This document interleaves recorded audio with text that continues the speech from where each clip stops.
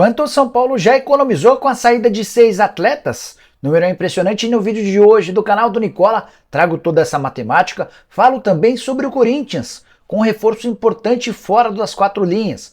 Bora te atualizar sobre Palmeiras. Xavi, técnico do Barcelona, falou as mil maravilhas sobre Endrick. Será que vem proposta? Bora te atualizar ainda sobre Vitor Pereira, que vai ter o maior salário da história do Flamengo entre todos os treinadores. Falo também sobre Rodinei, com um caminho praticamente definido. Tem as últimas do Fluminense, do Atlético Paranaense, do Santos, do mercado, a situação de Neymar e muito mais. Tudo isso a partir de agora, não sem antes me apresentar. Me chamo Jorge Nicola, jornalista esportivo, trabalhando desde 2000. A missão por aqui é deixar você por dentro das últimas do mercado, bastidores, finanças e muito mais. Para não perder nada, é só apertar esse botãozinho vermelho de inscreva-se. Combinado? Bora começar esse vídeo contando que ele tem um oferecimento de BetWinner, casa de apostas esportivas, que preparou cotações especiais para os jogos desse domingo e segunda. Vitória da Bélgica contra o Marrocos paga R$1,82. Se der Croácia contra o Canadá, R$2,20. No jogaço das 4 da tarde desse domingo entre Espanha e Alemanha, vitória da Espanha paga R$2,36, empate pagando R$3,30 e a vitória da Alemanha R$3,05. Na segunda-feira tem Brasil e Suíça, 1 da tarde. Vitória brasileira garante R$1,45. Tem ainda Portugal e Uruguai. Vitória de Portugal paga R$1,94. A vitória do Uruguai paga R$4,14. Para aproveitar essas e outras ótimas cotações na BetWinner é super simples, só pegar o link que está no comentário fixo, faz seu cadastro clicando em registro, põe todos os seus dados e não esquece de, na hora de fazer o depósito, usar o código NICOLA1 para ter direito a 100% de bônus no valor do depósito. Combinado?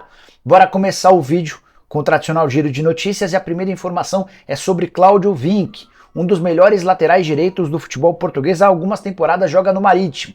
E o nome dele passou a ser especulado nos últimos dias no Botafogo, até porque Vinck e Mazuco, que é o diretor executivo de futebol do Botafogo, já trabalharam juntos no Vasco da Gama. E eu posso contar para vocês que se o Botafogo levar adiante essa história, o Vinck vai ter o maior prazer de voltar ao Brasil para jogar no Botafogo. Bora falar sobre Lucas Mugni, informação exclusiva. O meio-campista tem sua renovação com o Bahia acertada. O vínculo se encerrava agora em 31 de dezembro, ele foi sugerido por alguns clubes, mas optou por permanecer no Bahia. Deve assinar um contrato de 2 anos, aumentando seu salário de 145 mil para algo na casa de 180 mil por mês. Bora contar também que o América anunciou nas últimas horas, de forma efetiva, a contratação de Nino Paraíba, algo que eu já havia antecipado para vocês. Nino jogou o Campeonato Brasileiro da Série A pelo Ceará, foi rebaixado.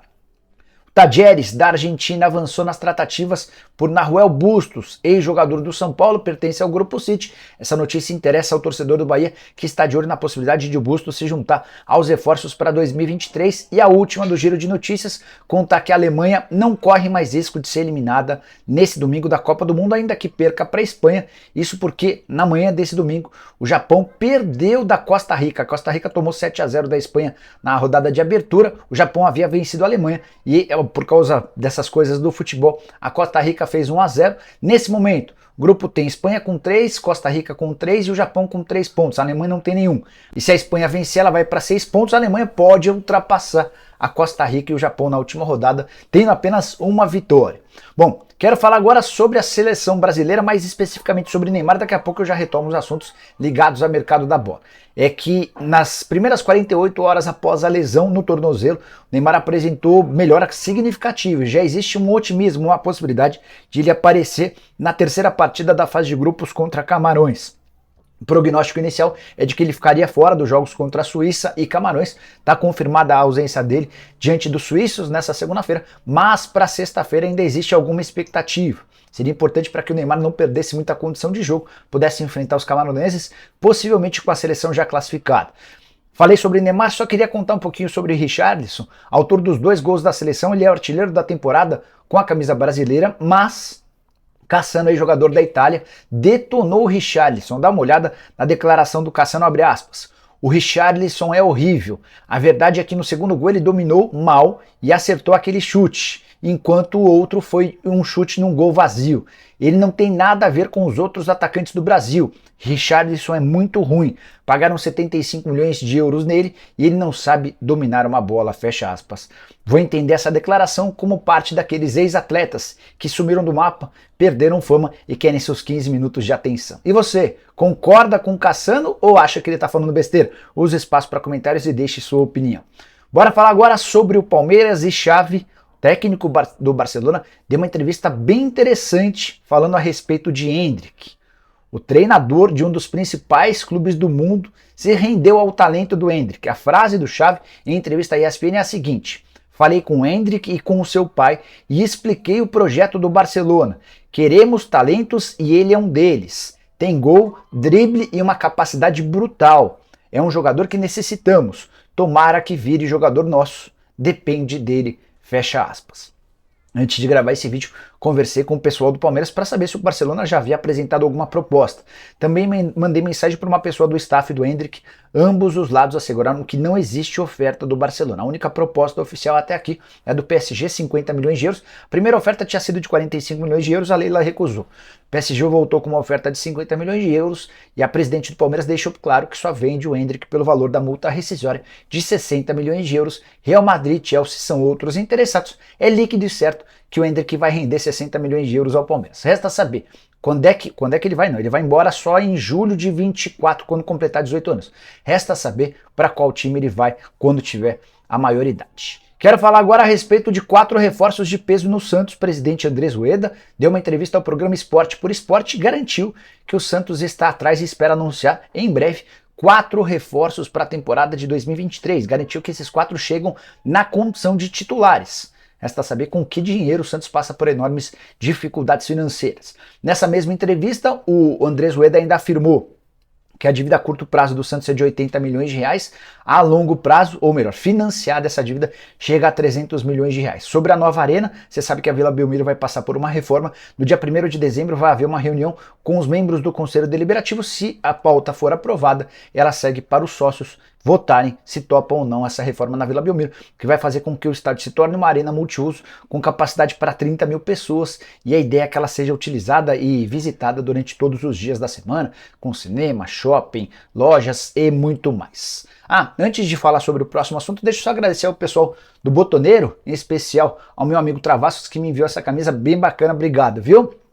Bom, quero falar agora sobre o Fluminense, que elegeu nesse sábado Mário Bittencourt para mais 3 anos de gestão. O atual presidente foi reeleito. Foram 2.623 votos contra 799 de Rafael Rolim e 228 de Marcelo Souto. Era esperado que o Bittencourt fosse reeleito, fez uma boa administração. Pela segunda vez, ele é eleito com bem mais votos do que os seus antecessores. Na eleição passada, em 2019, havia obtido 2.225 votos. Nessa 2.623.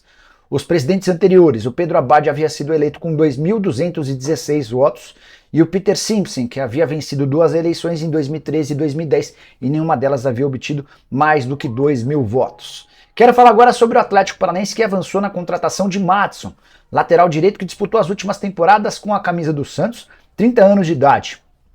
Nesse ano, 42 jogos, 5 gols e 4 assistências. Ele foi muito bem no jogo ofensivo, marcava muito gol de cabeça, tinha participação efetiva, mas nunca conseguiu convencer o torcedor do Peixe de que era uma boa alternativa pelo lado direito. Contrato até 31 de dezembro, estava livre do mercado, fora dos planos do Santos e praticamente acertou seu retorno ao Atlético Paranaense, onde já jogou em 2019. Na oportunidade de 32 partidas, 5 gols e 2 assistências, chega para o lugar que já foi do Orejuela, que fez uma péssima temporada. Quero falar sobre Rodinei. Informação super importante, venho contando para vocês que o Rodinei tinha conversas avançadas com o Rodrigo Caetano para se tornar jogador do Atlético Mineiro na temporada de 2023. Mas 2 fatores acabaram mudando a rota e o destino do Rodinei. O primeiro deles, a chegada de Eduardo Cudê ao Galo. Cudê entende que o Rodinei não é o lateral dos sonhos dele. E para completar o Olympiacos da Grécia, surgiu com uma oferta bastante interessante do ponto de vista financeiro. E o Rodinei deve ser anunciado nos próximos dias como reforço do clube grego, repetindo o movimento que o Rafinha fez tempos atrás. Você vai lembrar que em agosto de 2020 o Rafinha, titular absoluto do Flamengo, opta por ir jogar na Grécia. Agora o Rodinei repete esse movimento 2 anos e meio depois, vai ganhar em euro, vai ter um salário muito superior ao que tinha no Flamengo e também aquele combinado verbalmente com o Rodrigo Caetano, lateral que aos 30 anos de idade fez 46 jogos, nenhum gol e 6 assistências, melhor temporada da carreira dele, cresceu demais, especialmente a partir do momento em que passou a encarar o futebol de maneira mais séria. Quero falar agora sobre Vitor Pereira, que vai ter o maior salário da história do Flamengo entre todos os treinadores. Aí você pode perguntar, vai ganhar mais do que o Jorge Jesus? Sim, O VP chega para ganhar mais do que o JJ, alguém que fez enorme sucesso no clube. Conseguir acesso a todos os salários dos últimos treinadores. Quero começar falando sobre o VP, que vai ter direito só ele a 4 milhões e 200 mil euros por temporada. Isso equivale a mais ou menos 1,9 milhão de reais por mês livres de impostos, tá? O JJ havia chegado ao Flamengo em 2019 com um salário menor de 1 milhão e 400 mil na renovação de contrato. Ele só ficou um mês depois de renovar o contrato, acabou indo embora. Ele passou a ter um salário de 1,7 milhão, ou seja, 200 mil a menos do que o novo salário de Vitor Pereira. Então, se o VP é o mais bem pago da história do Flamengo, o Jorge Jesus aparece na segunda colocação. O terceiro lugar é de outro estrangeiro, mais um português, o Paulo Souza, que embolsava 1 milhão e 50 mil reais mensais. Na quarta colocação, Domenech Torrent, espanhol de péssimas lembranças para o torcedor rubro-negro, embolsava entre salários, direitos de imagem e luvas, 850 mil por mês. Renato Gaúcho, ex-treinador do Fla, tinha o mesmo vencimento do espanhol. O Dorival Júnior, que foi campeão da Libertadores e da Copa do Brasil, embolsava 750 mil reais por mês. Quando ele abriu negociações com o Marcos Braz, tinha a intenção de embolsar 1 milhão e 200 mil. O Braz disse que só tinha 750 mil para dar para ele, e foi dessa maneira que o acordo foi fechado. Dos últimos técnicos, aquele mais barato foi Rogério Ceni, que acabou aceitando comandar o Flamengo por um salário de 580 mil reais mensais. Parece pouco, mas quantos de nós ganham 580 mil? Quanto tempo a gente precisa para faturar essa grana? Responde aí no comentário, beleza? Quero falar agora sobre o São Paulo, que já economizou uma bolada com a saída de 6 atletas. É que desses 6, pelo menos 4 tinham salários altíssimos. São os casos de Éder, Reinaldo, Miranda e Nahuel Bustos. Vou passar todos os vencimentos de cada um deles, mas quero contar que a economia já está próxima de 3 milhões de reais por mês.